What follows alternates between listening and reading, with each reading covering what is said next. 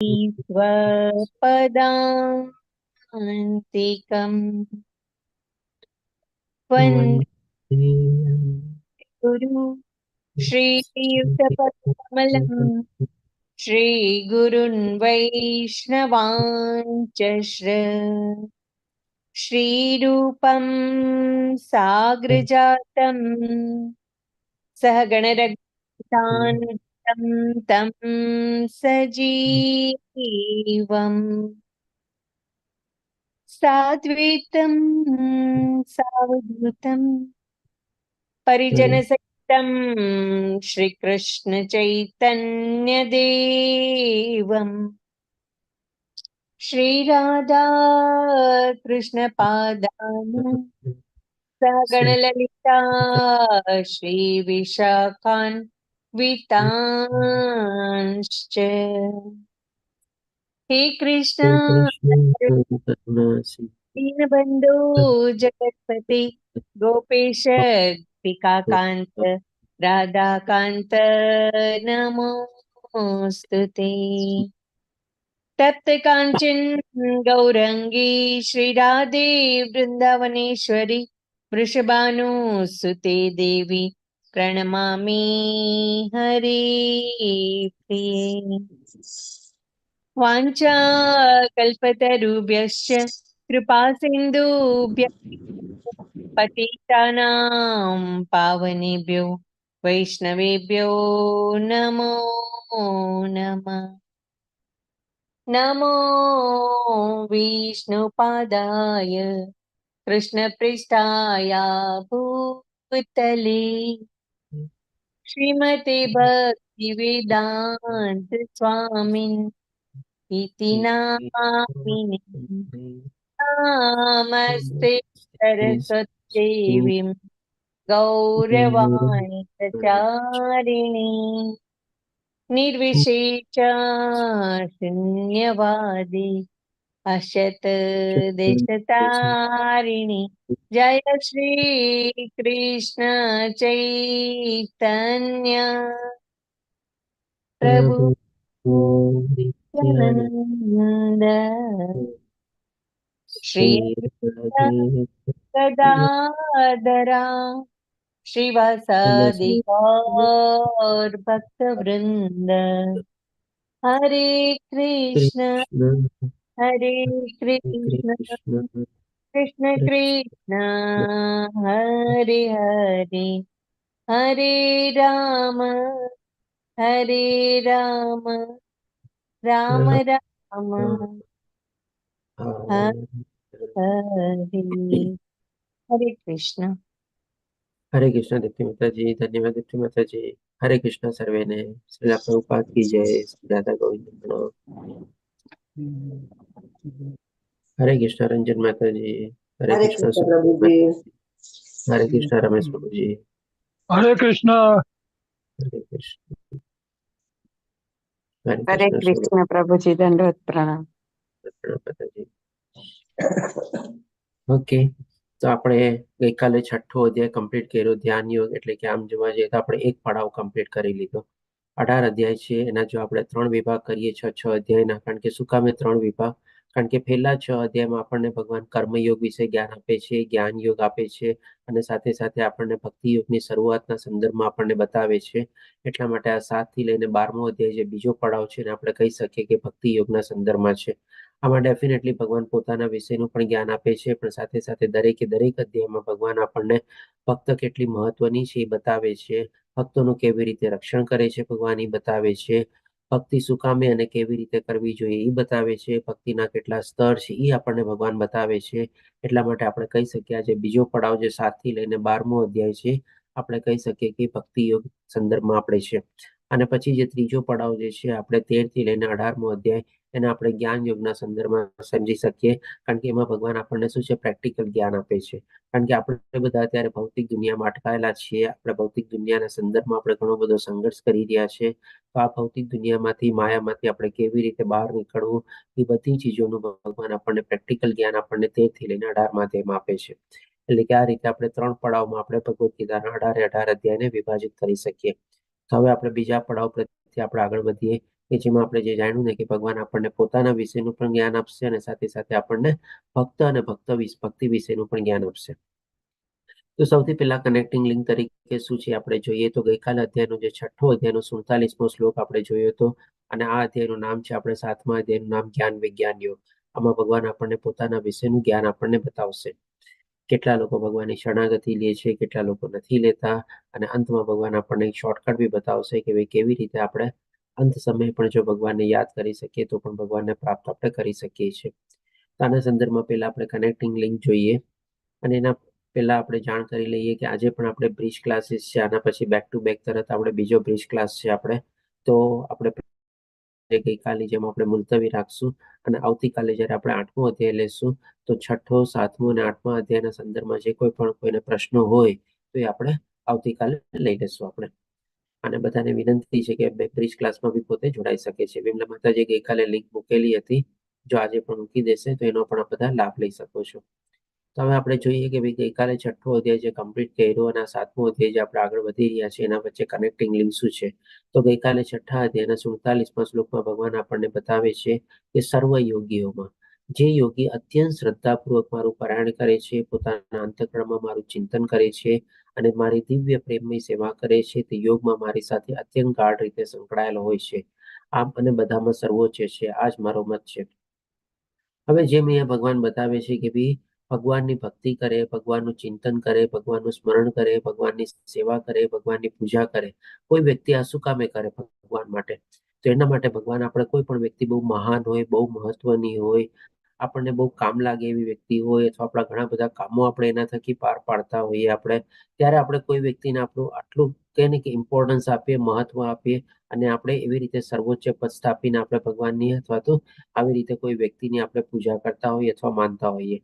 તો આ જ્યારે ભગવાન આવી રીતે કહે છે કે જે મારો ભક્ત જે છે, સર્વોચ્ચ ભક્ત કોણ છે તો કે જે કન્ટિન્યુઅસલી મારું ચિંતન કરે છે, મારી સેવા કરે છે, મારી પૂજા કરે છે અને અત્યંત શ્રદ્ધાપૂર્વક મારું પારાયણ કરે છે, એટલે ભગવાનનું કન્ટિન્યુઅસલી નામ જપતો હોય તો એ શું કામે કરે? તો હવે ભગવાન આપણને પોતાની મહાનતા બતાવશે અને આ અધ્યાયમાં કોઈ અર્જુનના પ્રશ્ન દ્વારા શરૂ નથી થતો, પણ ભગવાન શ્રી કૃષ્ણ પહેલા કહે છે તો પહેલા શ્લોકમાં ભગવાન કહે છે કે પૂર્ણ પુરુષોત્તમ પરમેશ્વર બોલ્યા, હે પૃથા પુત્ર, હવે સાંભળ કે તું કેવી રીતે મારી ભાવનાથી પૂર્ણ રહી અને મનને મારામાં અનુરક્ત કરીને યોગાભ્યાસ કરતો રહી અને મને સંપૂર્ણપણે સંદેહ રહી થઈ જાણી શકીશ.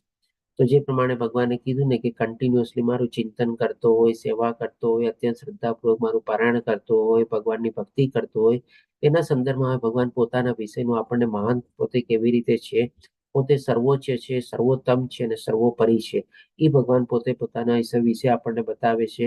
આપણે જેમ જાણ્યું હતું ને કે પહેલા અધ્યાયમાં કે 5 વિષયનું અગત્યનું જ્ઞાન મળશે. સૌથી પહેલું ભગવાન વિશેનું. તો ભગવાન વિશેનું જ્ઞાન આપણને અલગ અલગ અધ્યાયોમાં ભગવાન આપણને આવી રીતે આપે છે. તો આ અધ્યાયમાં પણ ભગવાન એ જ બતાવે છે અને એના પહેલા ભગવાન અર્જુનને કહે છે, એટલે કે ભૂમિકા બાંધવાના સંદર્ભમાં ભગવાન બતાવે છે કે હવે તું સાંભળ. એટલે કે આપણે જોઈએ કે કલયુગમાં આપણે યજ્ઞના સંદર્ભમાં સમજી ગયા છે કે હરે કૃષ્ણ મહામંત્રનો જાપ યજ્ઞ કરવો એ જ આપણા માટે સૌથી વધારે સહજ રીતે આપણે કરી શકીએ છીએ અને ઇઝીલી આપણે કરી શકીએ છીએ. અને એના સંદર્ભમાં આપણે જોઈ શકીએ કે કળિયુગમાં આપણે જો આધ્યાત્મિક માર્ગમાં આગળ વધવું હોય ને તો આપણે જે શ્રવણ કરવાની ક્રિયા છે ને અથવા તો સાંભળવાની ક્રિયા એ પણ આપણા માટે છે ને બહુ ઇઝીલી અવેલેબલ છે. અને આજની તારીખમાં તો આપણે જે ટેકનોલોજીનો જે બધો આપણને લાભ મળી રહ્યો છે, આપણે ઘણી ખરી રીતે આપણે આમાં પ્રવૃત્ત થઈ શકીએ છીએ અને આપણે આમાં જોડાઈ શકીએ છીએ. પહેલા તો શું એક સીમિત માત્રામાં હતું કે આપણા ગામમાં, આપણા શહેરમાં કોઈક એવા સાધુ સંત પુરુષો આવે અને આવી રીતે આપણે કથા પ્રવચનો બધા હોય ત્યારે જ આપણને ત્યાં લાભ મળે. પણ આજે તો દેશ દુનિયામાં આપણે ગમે ત્યાં બેઠા હોઈએ, ટેકનોલોજીના મારફત દ્વારા આપણે ગમે તે આવા લેક્ચર્સ છે, સેમિનાર છે, વર્કશોપ છે, કથા છે, પ્રવચન છે, બધાનો આપણને લાભ મળી શકે છે. અને આ કળિયુગમાં આપણે કહી શકીએ કે આપણા માટે એક આશીર્વાદ રૂપ છે આપણે. એટલે કે અહીંયા પણ ભગવાનને એ જ બતાવે છે કે અર્જુનને કહે છે કે તું સાંભળ. એટલે કે સાંભળવાની પ્રક્રિયા છે આપણા માટે આધ્યાત્મિક માર્ગમાં આગળ વધવા માટે આ કળિયુગમાં બહુ મહત્વની પ્રક્રિયા છે અને આપણે જેટલો થઈ શકે એનો લાભ લેવો જોઈએ. અને હવે ભગવાન શું કામ એને કહે છે કે ભાઈ મારી ભાવનાથી પૂર્ણ રહી અને મનને મારામાં અનુરક્ત કરીને. એટલે કે જે પ્રમાણે ભગવાન આપણને બતાવ્યું 47મા શ્લોકમાં ગઈકાલના અધ્યાયમાં કે મારી સેવા કરે, પૂજા કરે, ભક્તિ કરે, મારું ચિંતન કરે, મારું પારાયણ કરે. તો કેવી રીતે આપણે ભગવાનમાં મન લગાડવાનું, કેવી રીતે ભગવાન પ્રત્યે આપણે પ્રેમ વિકસિત કરવાનું, અથવા કેવી રીતે આપણા મનમાં લાગણી ઉદ્ભવે, તો જ્યારે આપણે ભગવાન વિશે જાણીએ, ભગવાન વિશે જ્ઞાન મેળવીએ અને ભગવાનને સમજવાની કોશિશ કરીએ, ત્યારે આપણો એના પ્રત્યે આપણો વધારે પ્રેમ ઉત્કટ થાય અને આપણી લાગણી પણ વ્યક્ત થાય, અને એવી રીતે આપણે ભગવાનની ભક્તિમાં પણ સરસ રીતે પ્રવૃત્ત થઈ શકીએ. તો એ જ ભગવાન અહીંયા બતાવે છે અર્જુનને કે મારી ભાવનાથી પૂર્ણ રહી અને મનને મારામાં અનુરક્ત કરીને સંપૂર્ણપણે સંદેહ થઈ જાણી શકીશ. એટલે કે જેમ જેમ આપણે ભગવાન વિશેનું જ્ઞાન મેળવીએ, ભગવાનને સમજવાની કોશિશ કરીએ, એવી રીતે આપણા બધા જે સંદેહ છે, ડાઉટ્સ છે, અથવા તો શંકાઓ છે, એ બધી દૂર થતી જાય. એટલે કે આના સંદર્ભમાં જેમ ભગવાન ભૂમિકા બાંધે છે, હવે પછી બતાવવાનું આગળ શરૂઆત કરે છે. અને એના પહેલા પણ ભગવાન ત્રીજા શ્લોકમાં અહીંયા કહે છે કે હજારો મનુષ્યમાંથી કોઈ એક સિદ્ધિ પામવા પ્રયત્ન કરે છે. જો આપણી સામે બધા ઘણા લોકો વ્યક્તિઓ હોય છે, તમારે બધા લોકોને આ લાભ નથી મળતો. તમે જોવા જાવ તો બધા લોકો ભગવાનની ભક્તિમાં પ્રવૃત્ત નથી થતા. બધા લોકોને ભગવાન વિશે જ્ઞાન મેળવવાની અથવા તો સમજવાની ઈચ્છા પણ હોતી નથી. એનું કારણ પણ ભગવાન આપણને આ જ અધ્યાયમાં બતાવશે. એના સંક્ષિપ્તમાં આપણે સમજી લઈએ કે બધા આપણે લોકો શું અલગ અલગ રીતે મોહ માયાથી આપણે આકર્ષિત થયેલા હોય છે, અને અલગ અલગ રીતે આપણે કાર્યમાં પ્રવૃત્ત થયેલા હોઈએ છીએ, અને ભગવાન સાથેનો જે આપણો સંબંધ જે છે એ આપણે ભૂલી ગયા હોઈએ છીએ, વિસ્મરણ થઈ ગયું હોય છે. એટલા માટે ભગવાનને પ્રાપ્ત કરવા માટે આપણામાં જ્ઞાન પણ આપણે વિકસિત નથી કરી શકતા, અને એ જ્ઞાન વિકસિત થયેલું હોય તો પણ આપણે શું છે એને ટાળતા જઈએ છીએ કે ભાઈ હજી તો ઘણો ટાઈમ છે ને, ઉંમર આવશે ત્યારે કરશું, અત્યારે તો શું છે આ બધું છે એ બધું આપણે કરવાનું છે ને. એટલે કે આવી રીતે ભગવાન આપણને બતાવે છે કે ભાઈ બધા લોકો આ પ્રયત્ન કરી શકતા નથી. એટલે કે હજારો ને હજારોમાંથી કોક જ એવા હોય છે કે જ્યાં સિદ્ધિ પામવા, એટલે કે ભગવાનને પ્રાપ્ત કરવા માટે પ્રયત્ન કરે છે. અને આ પ્રમાણે સિદ્ધ પ્રાપ્ત કરનારાઓમાંથી ભાગ્યે જ કોઈ એક મને વાસ્તવમાં જાણે છે. કારણ કે બધા લોકો જે સિદ્ધિ પ્રાપ્ત કરવા માટે પ્રવૃત્ત થાય છે, એમાં પણ એ લોકોનો ઉદ્દેશ ઘણીવાર એ નથી હોતો કે મને ભગવાન પ્રાપ્ત થવા જોઈએ. કંઈક ને કંઈક પોતાના સ્વાર્થ માટે અથવા મતલબ માટે ભગવાનના શરણે જાય છે. કેવા પ્રકારના લોકો જાય છે એ પણ આપણને ભગવાન આ જ અધ્યાયમાં બતાવે છે. એટલા જ માટે ભગવાન કહે છે કે એમાંથી પણ કોક જ વિરલો એવો હોય છે કે જે ભગવાનને સંપૂર્ણ રીતે જાણી સમજી ભગવાનનું જ્ઞાન મેળવીને ભગવાનને પ્રાપ્ત કરવામાં પોતે સિદ્ધિ પ્રાપ્ત કરી શકે છે. બાકી બધા લોકોના બસમાં આ વાત હોતી નથી. આપણે પણ જોઈ શકીએ છીએ આપણું જે વોટ્સઅપ ગ્રુપ હોય છે, માની લો 50, 60, 70 માણસોનું ગ્રુપ બનતું હોય, પહેલે દિવસે માની લો 25, 30 માણસો જોડાય, પણ પછી જેમ જેમ આપણે આગળ વધતા હોઈએ તેમ પછી આપણે સંખ્યા શું છે અડધી થઈ જાય છે. આજે પણ આપણે જોઈ શકીએ છીએ કે જે પહેલા અધ્યાયમાં જોડાયેલા હતા જે સંખ્યા હતી, એની અત્યારે ઓલમોસ્ટ આપણે 7મા અધ્યાયમાં જયારે પહોંચ્યા, સંખ્યા અડધી થઈ ગઈ આપણે. કારણ કે બધાને બસની વાસ નથી, બધાને ભગવાનની કૃપા પણ નથી થતી કે આ લાભ મેળવી શકે અને આમાં પ્રવૃત્ત થઈને પોતે આગળ વધી શકે. કંઈક ને કંઈક એવી રીતે અલગ અલગ ઓલા કાર્યમાં ને એમાં એ લોકો પ્રવૃત્ત થઈ જાય છે, અને ભગવાનને આપણે કહે છે ને કે ટાળતા રહીએ છીએ, એવોઇડ કરતા રહીએ છીએ. સમય છે ને, બાકી છે ને હજી, આમ નહીં તો આજે, નહીં તો કાલે, કાલે નહીં તો પરમ દિવસે, એવી રીતે. અને ક્યારે મૃત્યુ આવી જાય છે આપણી સામે ખબર પડતું નથી. હવે પછી ભગવાન આપણને ચોથા શ્લોકમાં બતાવે છે, એટલે કે હવે ભગવાન આપણને આ દિવ્ય જ્ઞાન અથવા તો જે પરમેશ્વરનું જ્ઞાન જે આ અધ્યાયમાં ભગવાન બતાવવાના છે જ્ઞાન વિજ્ઞાન યુગમાં, હવે અહીંયાથી શરૂઆત થાય છે. અત્યાર સુધી આપણે કહી શકીએ કે પહેલા, બીજા અને ત્રીજા શ્લોકમાં ભગવાન એની ભૂમિકા બાંધે છે. કે છે કે પૃથ્વી, જળ, અગ્નિ, વાયુ, આકાશ, મન, બુદ્ધિ તથા અહંકાર એ 8 મારી વિભિન્ન ભૌતિક શક્તિઓ છે. આના સંદર્ભમાં આપણે જોઈ શકીએ કે પૃથ્વી, જળ, અગ્નિ, વાયુ, આકાશ, આ 5 ચીજને આપણે શું છે અલગ અલગ રીતે કાં તો જોઈ શકીએ છીએ, કાં તો અનુભવી શકીએ છીએ, કાં એને સાંભળી શકીએ છીએ, અને આપણે મહેસૂસ કરી શકીએ છીએ, અને સુગંધ એની પ્રાપ્ત કરી શકીએ છીએ. એટલે કે એનું ભૌતિક અસ્તિત્વ અથવા ફિઝિકલ એક્ઝિસ્ટન્સ રહેલું છે. પણ જે બીજી 3 ચીજ જે છે આપણે મન, બુદ્ધિ અને અહંકાર, એનું આપણને ફિઝિકલ એક્ઝિસ્ટન્સ ક્યાંય દેખાતું નથી. મન ક્યાં છે આપણને ઘણીવાર ખબર બી નથી હોતી, પણ ડેફિનેટલી મન છે જ. કારણ કે 6થા અધ્યાયમાં ભગવાને આપણને શું કીધું? મન ઉપર કાબુ મેળવશું તો એ આપણો મિત્ર છે, અને કાબુ નહીં મેળવીએ તો મોટામાં મોટો શત્રુ છે. એવી જ રીતે બુદ્ધિ પણ, આપણે મગજનું ફિઝિકલ એક્ઝિસ્ટન્સ જાણીએ છીએ, પણ મગજની અંદર બુદ્ધિ જે રહેલી છે એનું ફિઝિકલ એક્ઝિસ્ટન્સ આપણને ખબર હોતી નથી. અને ત્રીજું અહંકાર, એટલે કે ભાઈ આપણી અંદર જે ઈગો અથવા જે અહંકાર હોય છે એનું પણ એક્ઝિસ્ટન્સ આપણને ખબર હોતી નથી. આ 3 અવ્યક્તના રૂપમાં છે. અને આ જે ભગવાન 5 જે વ્યક્ત રૂપમાં અને 3 જે અવ્યક્તના રૂપમાં છે, એને 8 મળીને ભગવાન કહે છે કે અમારી વિભિન્ન ભૌતિક શક્તિઓ છે. એટલે કે ભગવાનની અલગ અલગ ઘણા પ્રકારની શક્તિઓ છે. આપણે કહી શકીએ કે એને માપી પણ ન શકીએ અને ગણી પણ ન શકીએ. પણ આપણે એ બધી શક્તિઓનું છે ને વિભાજન કરેલું છે 3 પ્રકારમાં, કે ભાઈ બાહ્ય શક્તિ, મધ્યસ્થ શક્તિ અને આંતરિક શક્તિ, અથવા તો માર્જિનલ પોટેન્સી, ઇન્ટરનલ પોટેન્સી અને એક્સટર્નલ પોટેન્સી. એવી રીતે આપણે ભગવાનની જે અલગ અલગ શક્તિઓ છે એનું વિભાજન કરીએ છીએ. તો આ જે ભગવાન જે આપણને શક્તિ બતાવે છે આ ભગવાનની બાહ્ય શક્તિમાં આવે છે અથવા તો એક્સટર્નલ પોટેન્સીમાં આવે છે. હવે આના ઉપર એક બીજી શક્તિ જે ભગવાનની છે એ પણ ભગવાન આપણને બતાવે છે.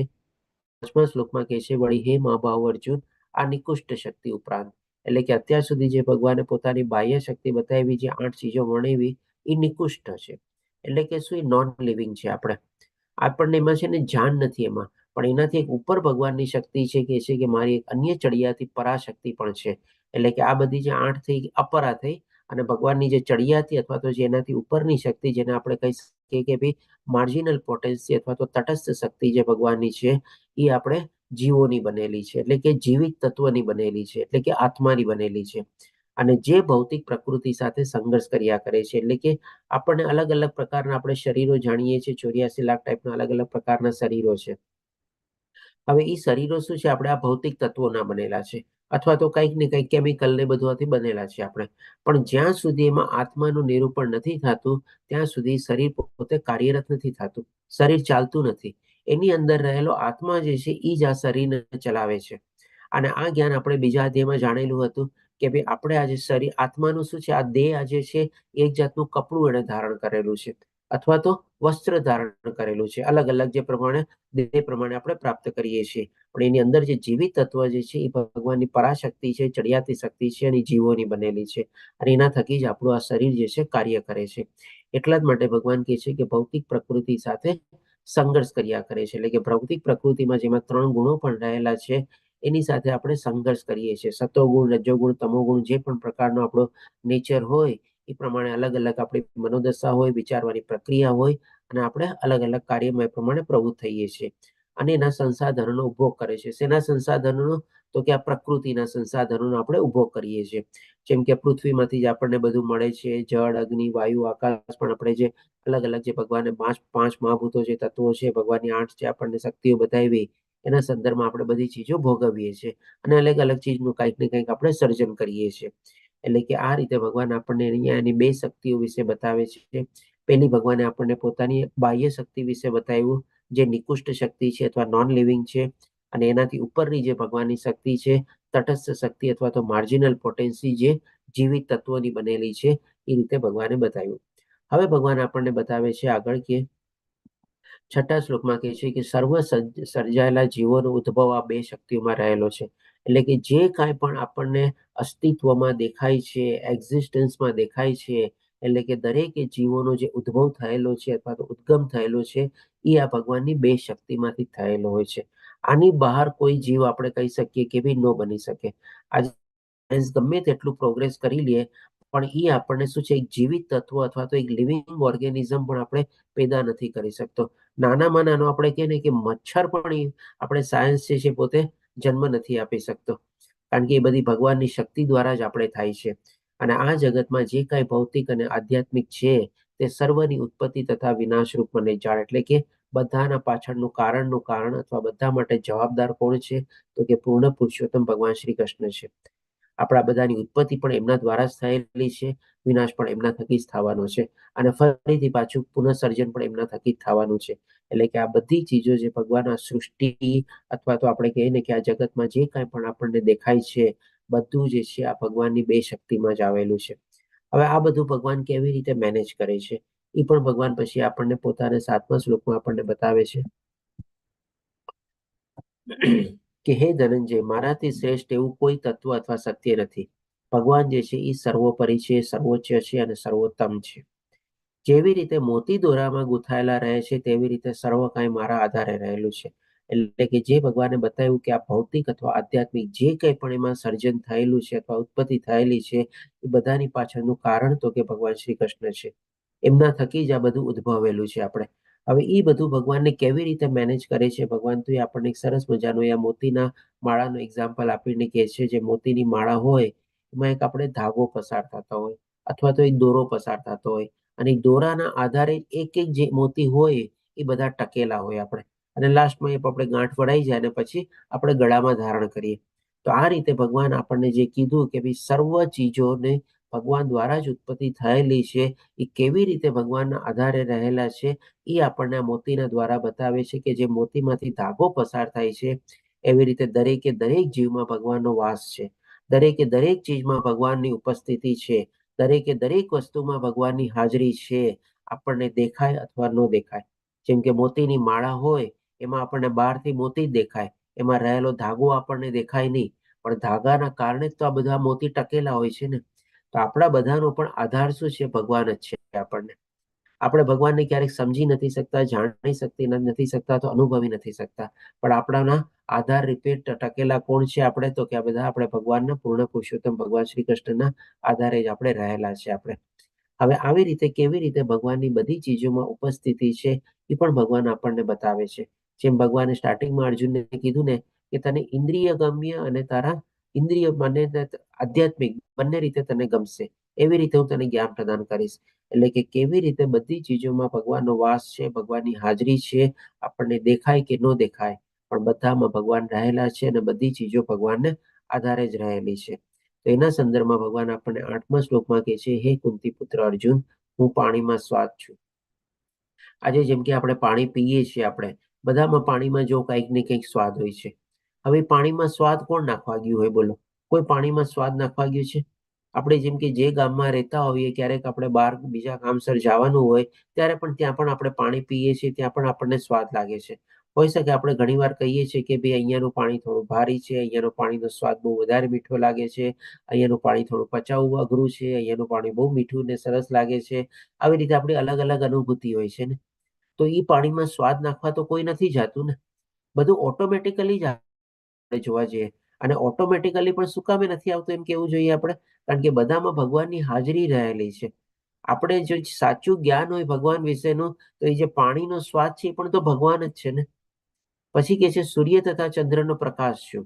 આપણે જેમ કે સવારના પૂરમાં સૂરજ ઉગે છે અને રાતના પાછો આપણે સૂરજ જ્યારે આથમી જાય છે અને ચંદ્રની આપણને પ્રકાશ મળે છે, તો આના કેટલા અનાદિકાળથી ચાલ્યા આવે છે.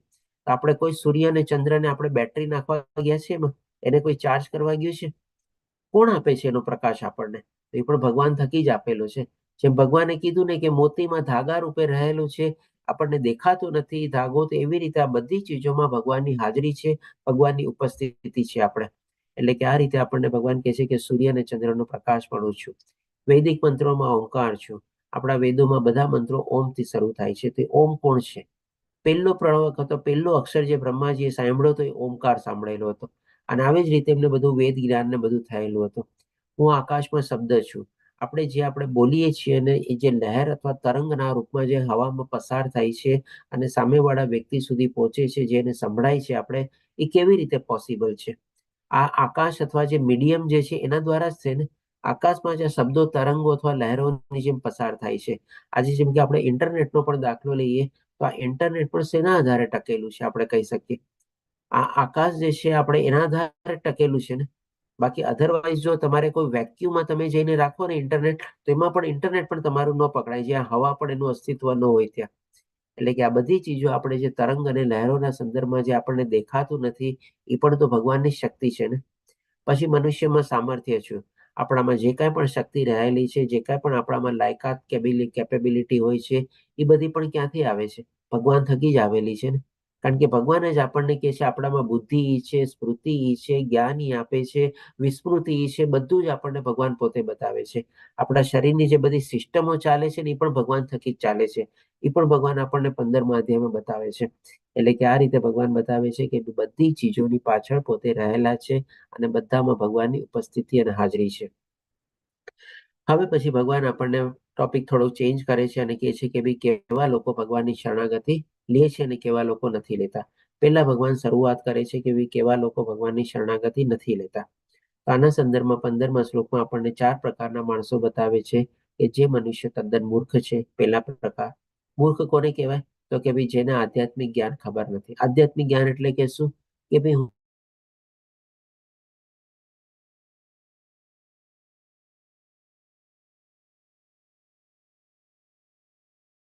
જ્ઞાન એ શું સમજે છે કે ભાઈ આપણે અહીંયા આવ્યા છીએ, મોજ કરવા આવ્યા છીએ, જેટલું થાય એટલું ભેગું કરો અને જેટલું થાય એટલું આનંદ માણો. મારો અવાજ સંભળાય છે? બધાને ક્લિયર છે? કારણ કે મને અહીંયા હરે હરે કૃષ્ણ. કૃષ્ણ. હા, પેલા વચ્ચે હા, જતું રહ્યું આપણે છે. વચ્ચે હવે કપાઈ આવે ગયું, છે. આવી ગયું. કપાય છે શું અવાજ મારો? હવે અત્યારે બરાબર છે. નથી કપાતો, અત્યારે બરોબર છે. ઓકે, કારણ કે મને અહીંયા એક મેસેજ આવ્યો હતો હમણાં, ઇન્ટરનેટ સ્ટેબલ અનસ્ટેબલ છે એવી રીતે. ઓકે, તો ચાલો, જે લોકો મૂર્ખ એટલે કે ભાઈ જેને આધ્યાત્મિક જ્ઞાન નથી. બીજા પ્રકારના કેવા લોકો? તો કે જેઓ મનુષ્યમાં અધમ છે. મનુષ્યમાં અધમ એટલે કે શું? કે ભાઈ એવા ખરાબમાં ખરાબ કૃત્યો અથવા એવા નીચમાં નીચ કૃત્યો લોકો કરતા પણ જ્યારે જરાય શરમાતા ન હોય. એમાં બધામાં આવી ગયું, એમાં ખાવા પીવામાં કયો, એ લોકોના આચરણમાં કયો, કે બધામાં એ લોકો અલગ અલગ પ્રકારના એકદમ કે ને કે ખરાબમાં ખરાબ કૃત્યોમાં એ લોકો પ્રવૃત્ત થતા હોય. અને બીજી રીતે આપણે અધમ એ રીતે લઈ શકીએ કે ઉચ્ચતમ કુટુંબમાં પોતે જન્મેલા હોય, જેમ કે બ્રાહ્મણ અથવા વૈષ્ણવ કુટુંબમાં જન્મેલા હોય, અને તેમ છતાં પણ એ લોકો આવા ખરાબ કૃત્ય કરતા હોય, તો એને પણ આપણે અધમ કહી શકીએ આપણે. એટલે કે આવી રીતે જેઓ મનુષ્યમાં અધમ છે. અને ત્રીજા પ્રકાર એટલે કે જેમનું જ્ઞાન માયા વડે હરાઈ ગયેલું છે. ડેફિનેટલી લોકોને થોડું ઘણું જ્ઞાન હોય છે, થોડું ઘણું આધ્યાત્મિક જ્ઞાન હોય, પણ એ શું માયા વડે આપણે કે વધારે ને વધારે રજોગુણ અને તમોગુણમાં પ્રવૃત્ત થયેલા હોય, અથવા તો એનો પ્રભાવ એના ઉપર વધારે હોય, એટલા માટે ભગવાનને ભૂલી જાય. આના સંદર્ભમાં થોડા ઘણા આપણે અસુરો પણ લઈ શકીએ. જેમ કે આપણે રાવણને પણ ઘણું બધું જ્ઞાન હતું, પણ એના જ્ઞાન એને શું તમોગુણમાં વાપર્યું. એટલે કે એનું જે જ્ઞાન હતું એ જે છે એ માયા વડે હરાઈ ગયેલું હતું. અને ચોથા પ્રકાર જે ભગવાન આપણને બતાવે છે કે જેઓ અસુરોની નાસ્તિક પ્રકૃતિ ધરાવનારા છે. એટલે કે ભાઈ ડેફિનેટલી 100% કોઈ જ્ઞાન તો છે જ નહીં, પણ સાથે સાથે લોકો ઓર નાસ્તિક એટલે કે ભગવાન પ્રત્યેની ઈર્ષ્યા પણ જાગે છે.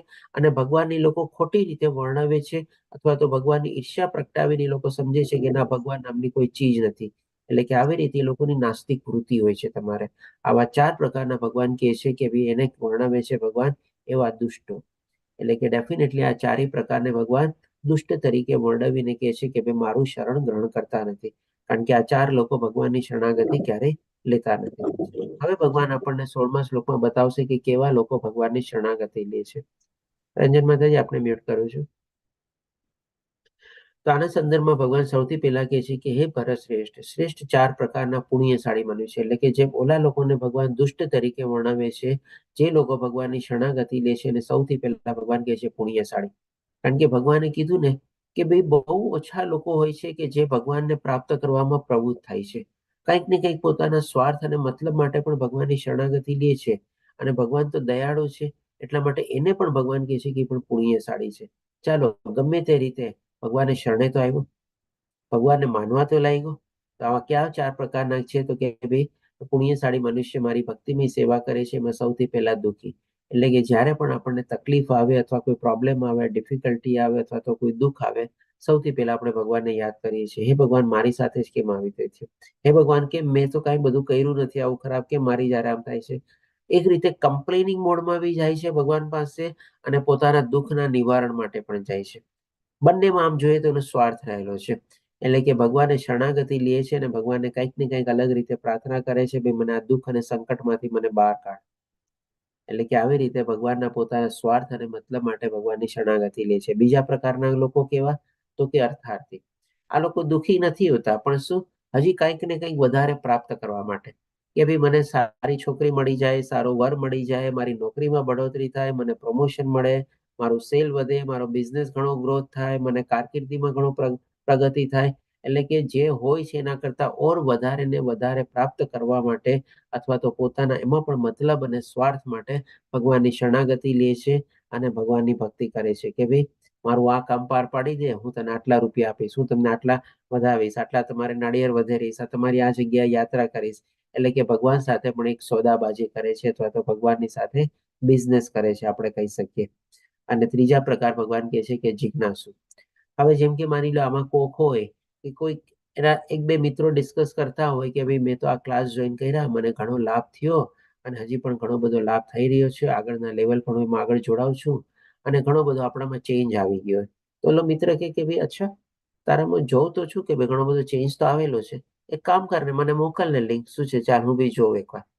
એટલે કે આવી રીતે જિજ્ઞાસુ હોય છે, કે ભાઈ થોડી ઘણી એને જાણવાની ઈચ્છા થાય છે, અથવા જાગૃતતા થાય છે કે ચાલ ટ્રાય તો કરીએ. એટલે કે આવી રીતે જિજ્ઞાસુની તરફ વળીને પોતે ભગવાનની ભક્તિ તરફ અથવા તો શરણાગતિ પ્રત્યે વિચારે છે. હજી કમ્પ્લીટ પોતે નો બી લે, માની લો કરે જોઈન, નો કરે, પછી 1-2 ક્લાસ કરે, 2-4 નો કરે, પાછા છોડી દે, કાંઈ પણ થઈ શકે આપણે. એટલે કે જિજ્ઞાસુ વૃત્તિના હિસાબે પણ થોડી ઘણી માની લો ભગવાનની શરણાગતિ લીધેલી હોય. અને ચોથો ભગવાન જે પ્રકાર બતાવે છે અને જે પરમ સત્યના જ્ઞાનની શોધમાં છે. એટલે કે જેને 100% રીતે આવી રીતે આમાં પ્રવૃત્ત થવા માટે ઓર ને ઓર વધારે જિજ્ઞાસુ, પોતાની જે ક્યુરિયોસિટી છે પોતે આગળ વધારે છે અને એમાં પ્રવૃત્ત થાય છે, ભગવાનની ભક્તિમાં પ્રવૃત્ત થાય છે, અલગ અલગ લેવલમાં જોડાય છે, બધું કરે છે, પોતે સાધના ચાર્ટ બધું ભરે છે અને એવી રીતે પોતે ભગવાનની ભક્તિમાં 100% પ્રવૃત્ત થઈને પોતાનું જીવનનું એકમાત્ર લક્ષ્ય પછી બનાવી દે છે કે ભાઈ હવે તો મારે આ મનુષ્ય જીવનનો સાચો ઉદ્ધાર કરવો જ છે. સાચું જેનું લક્ષ્ય છે મારે પ્રાપ્ત કરવું જ છે, એટલે કે ભગવાનને પ્રાપ્ત કરવા જ છે. તો આના માટે ભગવાન કહે છે કે પરમ સત્યના જ્ઞાનની શોધમાં છે.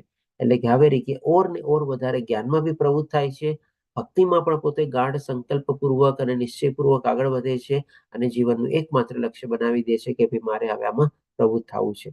એટલે તો ભગવાને સ્ટાર્ટિંગમાં કીધું ને કે અનેક હજારોમાંથી કોક જ લોકો પ્રયત્ન કરે છે અને જે પ્રયત્ન કરે છે એમાંથી પણ કોક જ આપણે કઈ કે ભાઈ એકાદો વિરલો હોય છે જે ભગવાનને પ્રાપ્ત કરી શકે છે. હવે જે ભગવાને સક્સેસ રેશિયો આપણને બતાવ્યો એ આપણે પોતે પણ અહીંયા ગણતરી કરી શકીએ. સૌથી પહેલા તો 4 લોકો જે લોકો ભગવાનની શરણાગતિ નથી એના લોકોને બાદ દઈ દો. હવે જે લોકો ભગવાનની શરણાગતિ લે છે એમાં પણ જે દુઃખી છે, માની લો એનો પ્રોબ્લેમ સોલ્વ થઈ ગયો, ફરીથી પાછું કોઈ તકલીફ આવે ત્યારે ભગવાન પાસે જાય અથવા તો ભગવાનને ભૂલી જાય ત્યારે. પછી જે અર્થાર્થી હોય એનો પણ માની લો સ્વાર્થ પૂરો થઈ ગયો, પછી બીજી કોઈ લાલચ જાયગી, બીજી કોઈ ઈચ્છા જાયગી, પાછો ભગવાનને શરણે જાય કે ભગવાન ઓલું તો તમે કામ કરી દીધું, મેં પણ તમને જે પ્રોમિસ કરી હતી પૂરી કરી દીધી, હવે તમે મારું આ કામ બી પૂરું કરી દો ને. એટલે કે આવી રીતે ભગવાન પાસે જાતો હોય, ભગવાનને પ્રાપ્ત કરવા માટે નથી જાતો પણ પોતાના સ્વાર્થે મતલબ. હવે જે જિજ્ઞાસુ પણ શું કે ભાઈ માની લો થોડો ઘણો ઇન્ટરેસ્ટ જાગ્યો પણ પછી લાગ્યું કે ના ભાઈ આ બધું અત્યારે તો આપણાથી થશે નહીં, હમણાં તો ડેઈલી રેગ્યુલર ક્લાસ જોઈન કરવા, 18 દિવસ ક્લાસ કરવા, લેવલ 2માં જોઈન થવું, આપણે એક માળા બી શરૂઆત કરવાની છે. ચોથા અધ્યાયથી જે પ્રમાણે આપણે જાણ્યું અલગ અલગ રીતે આપણે માળાની સંખ્યા વધારવાની છે. આસ્તે આસ્તે આગળ વધવું તો બહુ ડિફિકલ્ટ લાગે છે. એક કામ કર અત્યારે હમણાં પોસ્ટપોન કર, પછી જોશું, વિચારશું. એટલે કે ત્યાં એની ઈચ્છા ઠાડી પડી ગઈ, બધું ઠંડુ પાણીના ઉપર પડી ગયું આપણે. પણ જે ચોથો જે છે એ જે પોતાનું લક્ષ્ય બનાવે છે એ જ આવી રીતે આગળ વધે છે અને એ જ ભગવાનને પ્રાપ્ત કરી શકે છે. એટલે કે કેવી રીતે સક્સેસ રેશિયો ઓછો છે જે ભગવાને સ્ટાર્ટિંગમાં બતાવ્યું, ભગવાને પુરવાર કરીને પણ અહીંયા આપણને બતાવે છે. એટલા જ માટે આપણને આગળના શ્લોકમાં પણ ભગવાન એક જગ્યા એ જ કહે છે કે આમાંનો જે પૂર્ણ જ્ઞાની જે છે અને જે મારી ભક્તિમય સેવામાં પરોવાયેલો છે એ મને પણ પ્રિય છે અને એને હું પણ પ્રિય છું. એ ભગવાન બતાવે છે. એટલે આવા જે હોય છે એ લોકો જ ભગવાનને પ્રાપ્ત કરવામાં પોતે સફળ થાય છે. બાકી બધા લોકો આપણે કહી શકીએ કે કંઈક ને કંઈક મતલબ અથવા સ્વાર્થથી જોડાય છે. હવે ભગવાન આપણને 21મા શ્લોકમાં બતાવે છે, અહીંયા પણ થોડું ભગવાન આપણને ટોપિક ચેન્જ કરીને બતાવે છે કે ભાઈ માની લો આ જે લોકો થોડા ઘણા જે દુઃખી અને અર્થાર્થી હોય છે એ લોકો ભગવાન શ્રી કૃષ્ણ પાસે નથી જતા પહેલા, પણ કે એ લોકો શેના માટે પાસે જાય છે? અલગ અલગ દેવી દેવતાઓ પાસે જાય તમારે. કારણ કે શું કામ? દેવી દેવતાઓ છે ને એને થોડુંક જલ્દી ફળ આપે. ભગવાન શ્રી કૃષ્ણ તો છે ને સંપૂર્ણ રીતે આપણી કસોટી કરીને પછી જ આપણને ક્યારેક કોઈ પરિણામ આપી શકે. અને ભગવાન શ્રી કૃષ્ણ આપણને જે ફળ આપે છે કહી શકીએ કે આ બધા દેવી દેવતાઓ એના કમ્પેરેટિવલી આપણને જલ્દી આપે છે. તો આ લોકો જે દેવી દેવતાઓનો આશ્રય લે છે એના સંદર્ભમાં ભગવાને 21મા શ્લોકમાં બતાવે છે કે હું જીવ માત્રના હૃદયમાં પરમાત્મા રૂપે વિદ્યમાન છું. આપણા બધાના હૃદયમાં ભગવાન આત્મા અને પરમાત્મા તરીકે વસે છે. કોઈ મનુષ્ય જ્યારે કોઈ દેવની પૂજા કરવા ઈચ્છે છે ત્યારે હું તરત જ તેની શ્રદ્ધાને સ્થિર કરું છું. એટલે કે માની લો આપણે અલગ અલગ દેવી દેવતાઓ પાસે જઈએ, આપણે ગણેશ ભગવાનને આપણા વિઘ્નો દૂર કરવા માટે જઈએ, સરસ્વતી માતા માટે આપણે કહીએ કે વિદ્યા અથવા જ્ઞાન માટે જઈએ, આપણે અંબા માતા અથવા દુર્ગા માતા પાસે આપણે શક્તિ મેળવવા માટે પાસે જઈએ, લક્ષ્મી માતાજી પાસે આપણે દ્રવ્ય મેળવવા જઈએ, શંકર ભગવાન પાસે આપણા લાઈફ પાર્ટનર મેળવવા જઈએ. આવી રીતે અલગ અલગ દેવી દેવતાઓનું આપણે પૂજન વિધિને બધું કરતા હોઈએ. તો આ ભગવાન કહે છે કે જે કોઈ મનુષ્ય માની લો દેવી દેવતાઓ પાસે જાય છે તો પણ એમાં પણ કંઈક ને કંઈક ઈચ્છા તો છે જ, સ્વાર્થ તો છે જ, મતલબ તો છે જ. તો ભગવાન પણ જાણે છે કે ભાઈ ચાલો મારી તો પૂજા નથી કરતો પણ મારા દેવી દેવતાઓની પૂજા કરે છે. તો એ પણ ભગવાન કહે છે કે ત્યારે એની શ્રદ્ધાને હું સ્થિર કરું છું. અહીંયા પણ જો ભગવાનનો આપણને બે ચીજ આપણને દેખાય છે. સૌથી પહેલા તો ભગવાન કેટલા કૃપાળુ અને દયાળુ છે આપણને ખબર પડે છે કે ભલે ભગવાનની આપણે પૂર્ણ પુરુષોત્તમ ભગવાન શ્રી કૃષ્ણની સેવા નથી કરતા, ભક્તિ નથી કરતા, પણ જે ભગવાનના દેવી દેવતાની આપણે પૂજા કરીએ છીએ ત્યાં પણ ભગવાન આપણી શ્રદ્ધા સ્થિર કરે છે. કેટલા કૃપાળુ છે આપણે. અને બીજું એ કે ભાઈ ભગવાનનો આપણે ભગવાનને ભૂલીને જ્યારે દેવી દેવતાની આપણે પૂજા કરીએ છીએ ત્યારે ભગવાન પણ આપણને એમ નથી કહેતા કે જા તું તો દેવી દેવતા પાસે જાશ, મારા પાસે ક્યાં આવ્યો છું. તો ભગવાન એમાં પણ આપણને સહાય કરે છે. એ શ્રદ્ધા પણ વિકસાવવામાં આપણને મદદ કરે છે. હવે આને સમજવા માટે એક આપણે નાનકડો દાખલો લઈએ. કેમ કે મા બાપ હોય એનું નાનું બાળક હોય. હવે નાનું બાળક નાનું હોય ત્યારે આપણે શું જોઈએ કે ભાઈ નાના બધા અલગ અલગ ટાઈપના રમકડાથી રમતો હોય. હવે જયારે રમકડાથી રમતો હોય ત્યારે એનો રમકડામાં કેટલો બધો જીવ લાગેલો હોય. એને રમકડા કેટલા બધા પ્રિય હોય, કેટલા બધા એના કે વાલા હોય રમકડા. જરાક ક્યાંક કોઈક રમકડું આમ તેમ થઈ જાય તો પણ એ કેટલો રોતો હોય આપણે. તો આ જે સંદર્ભમાં આપણે સમજી શકીએ છીએ કે ભાઈ મા બાપ તો જાણતા હોય છે કે આ બધા રમકડા છે, ટેમ્પરરી છે, આમાં એને શું ફાયદો મળતો હશે, શું આનંદ મળતો હશે, પણ તેમ છતાં પણ મા બાપ શું કરે, એ રમકડાથી એને રમવા દે ને. એમ તો ન કે બેટા રમકડા ખોટા છે, આમાં તો ટાઈમ બગાડવા જેવો છે, આમાં કઈ મતલબ નથી, આ બધામાં ન રમાય, આવી રીતે ન કરે. મા બાપ તો એમ નથી કરતા.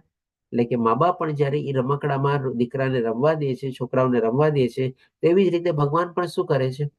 આપણે બધા રમકડા છીએ, આપણે બધા નાના બાળકો છીએ, અને આવા બધા રીતે આપણે દેવી દેવતાઓની સાથે ઉપાસના કરતા હોઈએ કંઈક ને કંઈક ફળ પ્રાપ્તિ કરવા માટે, ત્યારે ભગવાન પણ પૂર્ણ પુરુષોત્તમ પરમેશ્વર તરીકે જે મા બાપ નાના બાળકને રમવા દે છે રમકડાથી, એવી રીતે કે છે કે એની શ્રદ્ધાને સ્થિર કરું છું કે જેથી તે મનુષ્ય તે વિશિષ્ટ દેવની આરાધના કરી શકે. એટલે કે એનું મન નો દુભાય, એની લાગણી નો દુભાય, અથવા તો જે ફળ માટે ભગવાન દેવી દેવતાની પૂજા કરે છે એ ફળ એને મળતું રહે. આવી રીતે ભગવાન આપણને સમજાવે છે 21મા શ્લોકમાં. હવે પછી ભગવાન આપણને આગળ કહે છે કે આવી શ્રદ્ધાથી યુક્ત થયેલો તે અમુક દેવની કૃપા પ્રાપ્ત કરવાનો પ્રયત્ન કરે છે. એટલે કે અલગ અલગ દેવી દેવતા પાસેથી આપણને અલગ અલગ ચીજો મળે છે. એટલે કે પ્રાપ્ત કરવા માટે અલગ અલગ દેવી દેવતાઓની આપણે પૂજા અને ઉપાસના કરતા હોઈએ છીએ અને પોતાની ઈચ્છાની પૂર્તિ કરે છે. કારણ કે દેવી દેવતાઓ પાસેથી આપણને કમ્પેરેટિવલી જલ્દી અને ઈઝી ફળ મળી જાય છે એટલા માટે. પરંતુ વાસ્તવિકતા એ છે કે આ બધા લાભ મારા થકી જ પ્રાપ્ત થાય છે. એટલે કે જે દેવી દેવતાઓ પાસે જે શક્તિઓ આવેલી છે, જેના થકી આપણે આ બધું માંગીએ છીએ દેવી દેવતાઓ પાસે, અને દેવી દેવતાઓ આપણી ઈચ્છાની પૂર્તિ કરે છે, તો એ શક્તિ દેવી દેવતાઓ પાસે ક્યાંથી આવેલી છે? એ પણ તો ભગવાન શ્રી કૃષ્ણ પાસેથી જ આવેલી છે ને. બધા જે દેવી દેવતાઓ જે છે બધા ભગવાનના અંગો છે. આપણે આના સંદર્ભમાં આપણે સમજવું હોય તો એક આપણે દાખલો લઈએ, જેમ કે prime minister of cabinet of minister હોય ને. અત્યારે જેમ કે આપણા દેશમાં ઇલેક્શન થઈ ગયું, માની લે આપણા પ્રધાનમંત્રીએ શપથ વિધિને બધું લઈ લીધું. હવે પછી શું કરશે? પોતાની આખી કેબિનેટ ઓફ મિનિસ્ટર બનાવશે. હવે કેબિનેટ ઓફ મિનિસ્ટરમાં બધાના અલગ અલગ મંત્રીઓને અલગ અલગ પોર્ટફોલિયો આપવામાં આવશે. તો આવી રીતે જે દેવી દેવતાઓ જે છે એને બધા અલગ અલગ પોર્ટફોલિયો આપવામાં આવેલા છે. જેમ કે સૂર્યદેવ આપણને પ્રકાશ આપે છે, ઇન્દ્રદેવ આપણને વરસાદ આપે છે, પવનદેવ આપણને વાયુ આપે છે. એવી રીતે બધા દેવી દેવતાઓ પાસે અલગ અલગ પાવર અને શક્તિઓ આપેલા છે, અથવા તો પોર્ટફોલિયો આપેલા છે. કોને આપેલા છે? તો કે ભગવાન શ્રી કૃષ્ણ આપેલા છે. એટલા જ માટે ભગવાન કહે છે કે આ વાસ્તવિકતા છે કે આ બધા લાભ મારા થકી જ આવે છે. એટલે કે જે દેવી દેવતા આપણી ઈચ્છાની પૂર્તિ કરે છે, એ બધી પૂર્તિની પાછળનું સોર્સ કોણ છે? કોની શક્તિ છે? તો કે પણ પૂર્ણ પુરુષોત્તમ ભગવાન શ્રી કૃષ્ણની શક્તિ રહેલી છે. એની શક્તિ દ્વારા દેવી દેવતાઓ પાસે આવી શક્તિઓ આવેલી છે કે જે આપણી ઈચ્છાની પૂર્તિ કરે છે. હવે પછી ભગવાન આપણને બતાવે છે કે આ રીતે જો આપણે જો દેવી દેવતાની પૂજા કરીએ તો એની આગલી ગતિ શું થાય છે. તો 23મા શ્લોકમાં કહે છે કે અલ્પ બુદ્ધિવાળા મનુષ્યો દેવોની પૂજા કરે છે અને તેમને મળનારા ફળ સીમિત તથા અસ્થાયી હોય છે. આના સંદર્ભમાં જે લોકો દેવી દેવતાની પૂજા કરે છે એના ભગવાન આપણને બતાવે છે કે અલ્પ બુદ્ધિવાળા, અથવા તો ઓછી બુદ્ધિ, અથવા તો મૂર્ખ છે. શું કામ મૂર્ખ છે? કારણ કે આપણે જે ફળ પ્રાપ્તિ કરવા માટે દેવી દેવતાઓ પાસે જઈએ છીએ અને જે આપણી ઈચ્છા પૂર્તિ થાય છે, અથવા તો જે ફળ મળે છે, એ પણ તો સીમિત અને અસ્થાયી છે. શું કામ એ સીમિત એટલે કે લિમિટેડ છે? તો કે બધું સર્વેસ્વ આપણને બધા દેવી દેવતાઓ પાસેથી મળતું નથી. આપણે અલગ અલગ દેવી દેવતાઓ પાસે અલગ અલગ ચીજો માંગવી પડે છે. આપણે એટલા માટે લિમિટેડ છે. અને અસ્થાયી એટલા માટે કારણ કે આજે દેવી દેવતાઓ જે છે એનો પણ તો એક દિવસ નાશ થવાનો છે. બ્રહ્માજીનું પણ એક આયુષ્ય છે. અને જ્યારે આ બધા લોકો નાશ પામશે તો એ લોકો દ્વારા જે આપણને ફળ પ્રાપ્તિ થયેલી હોય છે એ પણ તો નાશ પામવાનું છે. એટલે એ પણ તો ટેમ્પરરી થઈ ગયું આપણે. એટલે કે આ રીતે ભગવાન કહે છે કે એના દ્વારા જે આપણને ફળ અથવા જે ઈચ્છાઓ પૂર્તિ આપણે કરીએ છીએ લિમિટેડ હોય છે અને ટેમ્પરરી હોય છે. એટલે કે સીમિત અને અસ્થાયી હોય છે. અને હવે આગલી ગતિ શું થાય છે એ પણ ભગવાન આપણને બતાવે છે કે દેવોને પૂજનારા લોકો દેવલોકમાં જાય છે, પરંતુ મારા ભક્તો મારા પરમધામને જ પામે છે. એટલે કે જે લોકો દેવી દેવતાની ઉપાસના કરતા હોય, આવી રીતે ટેમ્પરરી અને ફળ પ્રાપ્તિ થતી હોય, અને માની લો સારા કર્મો બી કરેલા છે, તો અલ્ટિમેટલી પણ એના મનુષ્ય જીવનનો જે હેતુ છે એ તો સંપૂર્ણ રીતે નહીં થાય ને. કારણ કે એ લોકો પણ ક્યાં જશે? પુણ્ય કર્મો, સારા કર્મો બધા કરેલા હોય એ દેવી દેવતાના જે લોક હશે એમાં જશે. આપણે આજે જેમ કે કોઈક વ્યક્તિ સારું હોય, આપણને બહુ ગમતું હોય, હવે ઈ કે ચાલ મારા ઘરે, તો એ આપણને પોતાના જ ઘરે લઈ જઈ શકે ને આપણને. હવે ઈ વ્યક્તિ આપણને કોઈ પ્રાઇમ મિનિસ્ટરના ઘરે થોડીને લઈ જઈ શકે. એની પાસે તો એ શક્તિ જ ન હોય, એની પાસે પાવર જ ન હોય, એને પોતાને એન્ટર થવા ન મળતું હોય, તો એ આપણને ક્યાંથી પ્રાઇમ મિનિસ્ટર કે પ્રેસિડેન્ટના ઘરે લઈ જાય આપણને? તો એવી સ્થિતિ અહીંયા છે. જ્યારે દેવી દેવતાની આપણે ઉપાસના અને પૂજા કરીએ છીએ, આપણી જે આગલી ગતિ જે છે એના ઘર સુધી જ આપણે સીમિત રહીએ છીએ.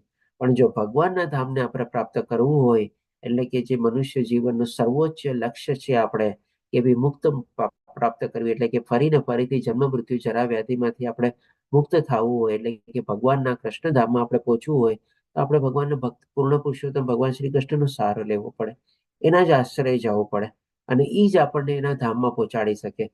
બાકી કોઈ આપણને એના ધામમાં પહોંચાડી ન શકે. આપણે હવે પછી ભગવાન આપણને બતાવે છે 28મા શ્લોકમાં કે આવી રીતે જ્યારે ભગવાનના ધામમાં પહોંચવું હોય તો ક્યારે આપણે પહોંચી શકીએ, અથવા તો એના માટે લાયકાત શું છે, આપણી એલિજિબિલિટી શું છે.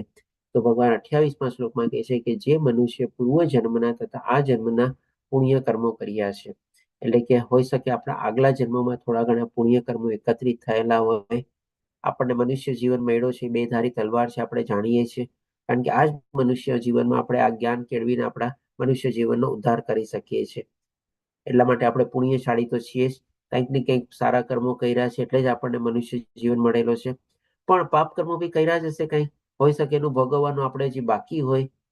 પણ ત્યારે ભગવાન કહે છે કે જે આ જન્મના અને પૂર્વ જન્મના પુણ્ય કર્મો ભેગા થયેલા હોય, એકત્રિત થયેલા હોય, એટલે કે પુણ્ય કર્મોનું પલડું જે છે ભારી હોય આપણું, અને જેના પાપ કર્મો સમૂળગા નષ્ટ થયા છે. હવે આપણે કેટલા પાપ કર્મો કર્યા છે આપણને ખબર નથી, પણ આ પાપ કર્મો ક્યારે આપણા સમૂળગા થાય? જ્યારે આપણે ભગવાનની શરણાગતિ લઈએ, ત્યારે ભગવાન આપણને કહે છે 18મા અધ્યાયમાં કે મારા શરણે આવો તને બધા પાપોમાંથી મુક્ત કરીશ, ડરીશ નહીં. એટલે કે જ્યારે આપણે આવી રીતે ભગવાનની શરણાગતિ લઈએ છીએ, તો આપણા જે એકત્રિત થયેલા પાપો હોય, જે આપણને ખબર બી નથી, આ જન્મના બી હશે અને આગલા જન્મના બી હશે, એ બધા જે છે ભગવાન આપણને બાળી નાખે છે, સમૂળગા રીતે આપણને પાપમાંથી મુક્ત કરી શકે છે.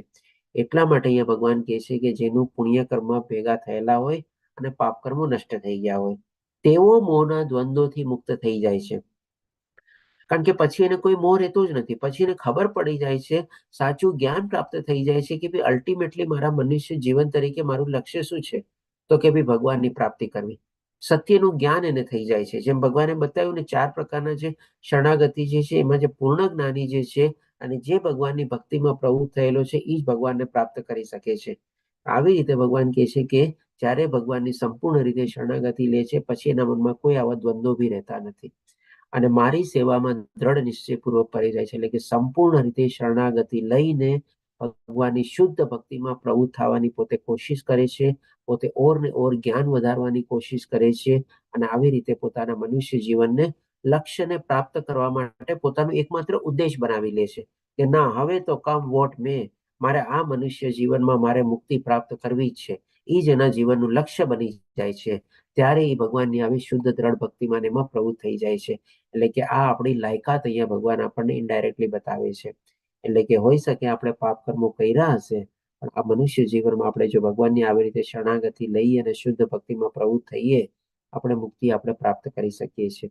હવે એ જ ભગવાન આપણને 29 અને 30મા શ્લોકમાં આપણને થોડું ઘણું શોર્ટકટ બી બતાવશે, અને આપણો ઉદ્દેશ જે છે પ્રાપ્ત કરવા માટે આપણને ભગવાન પ્રેરિત બી કરે છે, થોડા ઘણા પ્રોત્સાહન પણ આપે છે. એટલા માટે કહે છે કે જે બુદ્ધિશાળી મનુષ્ય જરા તથા મરણમાંથી મુક્ત થવા પ્રયત્નશીલ રહે છે. આપણે કોશિશ તો કરીએ, ભગવાન આપણો હાથ ઝીલવાના જ છે. ભગવાન આપણને આંગળી પકડીને તરત આપણને આ ભવસાગરમાંથી ઉદ્ધાર કરશે. આપણે થોડું ઘણું આપણે જ્ઞાન પ્રાપ્ત કરીને ભગવાનની શુદ્ધ ભક્તિમાં પ્રવૃત્ત થશું, ડેફિનેટલી ભગવાન આપણી મદદે આવવાના જ છે. આપણે એટલા માટે કહે છે કે પ્રયત્નશીલ રહે છે, તેઓ મારી ભક્તિનો આશ્રય ગ્રહણ કરે છે. એટલે કે આવી રીતે આપણે એફર્ટ કરવાના છે, મહેનત કરવાની છે, પ્રયત્ન કરવાના છે અને ભગવાનની શરણાગતિ સંપૂર્ણ રીતે લઈને ભગવાનની ભક્તિમાં પ્રવૃત્ત થઈ જવાનું છે. અને આવી અવસ્થામાં જ્યારે પહોંચી જશું તો ભગવાન આપણને કહે છે કે તેઓ વસ્તુત બ્રહ્મ છે, કારણ કે તેઓ દિવ્ય કર્મો વિશે પૂર્ણપણે જાણે છે. આપણને ખબર પડી ગઈ છે કે ભાઈ આપણે નિષ્કામ ભાવે કર્મ કરવાના છે, કર્મફળની આશા નથી રાખવાની, જે ફળ મળી પણ ભગવાનને આપણે અર્પિત કરીને આપણે એને ભોગવવાનું છે આપણે, અને ભગવાનની કૃપા સમજીને આપણે ફળને સ્વીકારવાનું છે. કોઈ રીતે આપણે એના પ્રત્યે તિરસ્કાર નથી વર્ણવવાનો, અને સાથે સાથે આપણે ભગવાનની આવી રીતે ભક્તિ એડ કરવાની છે. આ રીતે આપણે જો કરીએ તો ભગવાન કહે છે કે ભાઈ દિવ્ય કર્મો વિશે સંપૂર્ણપણે જાણે છે. આ જ બુદ્ધિમત્તા છે અને આ જ આપણું આધ્યાત્મિક જ્ઞાન છે. આપણે હવે આ 30મા શ્લોકમાં, છેલ્લા શ્લોકમાં ભગવાન આપણને શોર્ટકટ બતાવે છે કે માની લો આ આપણે પહેલેથી સમજી ગયા હોય ને જ્યારથી સમજ્યા હોઈએ ત્યારથી આવી રીતે કરીએ તો બરાબર છે, પણ ઘણી વાર તો શું આપણને ખબર નથી હોતી, જ્ઞાન મોડું મળે છે. મોડા મળ્યા પછી પણ આપણે કંઈક ને કંઈક એમાં બીજામાં ફસાયેલા હોઈએ છીએ, આપણે ટાળતા રહીએ છીએ, જેમ આપણે સ્ટાર્ટિંગમાં સમજ્યા. તેના માટે ભગવાન આપણને શોર્ટકટ કહે છે 30મા શ્લોકમાં કે જે મનુષ્ય મને પરમેશ્વરને મારી પૂર્ણ ચેતનામાં રહીને આ બધું જ્ઞાન પ્રાપ્ત કરીને મને જગતનો, દેવોનો તથા યજ્ઞની સર્વ પદ્ધતિઓનો નિયામક જાણે છે. તો જો આ જ અધ્યાયમાં ભગવાને આપણને છે ને બે ચીજનું બતાવી દીધું. આ જગત કેવી રીતે સૃષ્ટિ સર્જન પામેલી છે ભગવાને આપણને બતાવી દીધું એની બે શક્તિ દ્વારા, પરા અને અપરા શક્તિ દ્વારા. અને ભગવાને એ પણ બતાવ્યું કે જે ચીજનો ઉદ્ભવ થયેલો છે આધ્યાત્મિક અને ભૌતિક જે છે બધે એનો પાછળનું કારણ હું જ છું. મારામાંથી જ ઉદ્ભવ થયેલી છે, મારા જ આધારે ટકેલી છે અને હું જ એનો વિનાશ કરતાનું કારણ છું. એટલે કે આ બધાનું જગતના નિયામક પોતે થઈ ગયા આપણે, એ આપણે સમજી ગયા આ અધ્યાયમાં છે. પછી ભગવાને આપણને બીજી ચીજ પણ આપણને સમજાવી કે દેવોના. હવે આજે દેવી દેવતાઓ જે છે એ પણ તો ભગવાને કીધું ને એ મારા થકી જ ફળ પ્રાપ્ત કરે છે, ઈચ્છાની પૂર્તિ થાય છે, જે દેવી દેવતાઓ દ્વારા આપણે જેની પાસે જઈએ છીએ. એટલે કે દેવોના નિયામક પણ કોણ છે તો કે ભગવાન શ્રી કૃષ્ણ છે. આ બે ચીજ મહત્વનું જ્ઞાન ભગવાન આપણને આ જ અધ્યાયમાં આપી દીધું. અને ત્રીજું જે ભગવાને કહે છે કે સર્વ યજ્ઞની સર્વ પદ્ધતિઓનો નિયામક. તો આ ચીજ તો ભગવાને આપણને 5મા અધ્યાયના 29મા શ્લોકમાં બતાવી દીધેલું છે કે ભાઈ બધા યજ્ઞોનો સ્વામી હું છું, બધા યજ્ઞોનો ભોગતા પણ હું છું અને બધાનો હિતેચ્છુ પણ હું છું. આ બધી ચીજો તો ભગવાને ઓલરેડી આપણને બતાવી દીધી ને. તો આ જ્ઞાન જ્યારે આપણે મેળવી લઈએ અને આવી રીતે ભગવાનની સંપૂર્ણ ચેતનામાં રહી જઈએ તો ભગવાને જે પહેલા શ્લોકમાં આપણને શું કીધું હતું કે કેવી રીતે પૂર્ણ રીતે મારા ભાવનામાં રહી અને તારું મન મારામાં અનુરક્ત કરીને કોઈ સંદેહ વગર જ્યારે તું મારી ભક્તિમાં પ્રવૃત્ત થાઈશ ત્યારે તું મને પ્રાપ્ત કરી શકીશ. આપણે પહેલા શ્લોકમાં બતાવ્યું ને, ભૂમિકા બાંધી હતી ને, તો એ જ ભગવાન શ્રી કૃષ્ણ અત્યારે આ છેલ્લા શ્લોકમાં કન્ક્લુડ કરે છે કે આ રીતે આપણને જે ભગવાને કીધું ને કે કેવી રીતે આપણે ભગવાનની ભાવનામાં રહી શકીએ, કેવી રીતે ભગવાન પ્રત્યે પ્રેમ વિકસાવી શકીએ, કેવી રીતે ભગવાન પ્રત્યે આપણે લાગણી વિકસાવી શકીએ અને કેવી રીતે આપણે ભગવાનની શુદ્ધ ભક્તિમાં પ્રવૃત્ત થઈ છે, એટલે કે ભાઈ મનને મારામાં અનુરક્ત કરીને. આ જ ભગવાને આપણને બતાવ્યું બધું. અહીંયા ભગવાન સમરાઈઝ કરે છે અને કે છે તેઓ પોતાના મૃત્યુ સમયે પણ મને ભગવાન તરીકે જાણી તથા સમજી શકે છે. આખી જિંદગી નો થયું, છેલ્લી ઘડીએ પણ જો આ જ્ઞાન આવી જશે ને, ભગવાન કહે છે કેટલા દયાળુ છે, કેટલા કૃપાળુ છે કે મૃત્યુ સમયે પણ જો આ ચીજ સમજી ગયો અને આ જ્ઞાન પ્રાપ્ત કરી લીધું અને આવી રીતે મને જાણીને મારે યાદ કરશે તો પણ ભગવાન કહે છે કે મને પ્રાપ્ત કરી શકશે. હવે આના ઉપરથી છે ને અર્જુનના 8 પ્રશ્ન આવશે. આપણે જે કાલે 8મો અધ્યાય લેશું ને, ભગવત પ્રાપ્તિ યોગ અથવા તો અક્ષર બ્રહ્મ યોગ, એમાં શરૂઆતમાં જ અર્જુન 8 પ્રશ્ન પૂછશે. 8મા અધ્યાયની શરૂઆત જ 8 પ્રશ્નથી થશે અર્જુનના કે ભાઈ કેવી રીતે તમને જાણી શકીએ. એમાં જે છેલ્લો પ્રશ્ન છે બહુ જ મહત્વનો છે આપણા માટે, એ બધું પણ આપણે જાણશું. તો અહીંયા પણ ભગવાન એક રીતે ભૂમિકા બાંધે છે અથવા તો અર્જુનના પ્રશ્ન થાય છે કે જ્યાં દ્વારા આપણે સમજશું કે કેવી રીતે અંતકાળે પણ આપણે ભગવાનને યાદ કરી શકીએ. એક શોર્ટકટ આપણને બતાવે છે, પણ એ કેટલો પ્રેક્ટિકલ છે અને કેવી રીતે પ્રેક્ટિકલ થઈ શકે એનો પણ ઉપાય ભગવાન આપણને બતાવશે. તો આ રીતે આપણો અહીંયા 7મો અધ્યાય કમ્પ્લીટ થાય છે. પાંચાકલ્પતરુભ્યશ્ચ કૃપા સિંધુભ્યઃ ચ પતિતાનાં પાવનેભ્યો વૈષ્ણવેભ્યો નમો નમઃ. હરે કૃષ્ણ કૃષ્ણ કૃષ્ણ હરે હરે, હરે રામ રામ રામ હરે હરે. શ્રીલા પ્રભુપાદ કી જય. શ્રી રાધા ગોવિંદ પ્રણામ. આજે આપણે પ્રશ્નોત્તરી મુલતવી રાખીએ છીએ કારણ કે આના પછી આપણે તરત બીજો ક્લાસ બી છે, બ્રિજ ક્લાસ. તો બધાને વિનંતી બી છે, જોડાઈ બી શકો છો.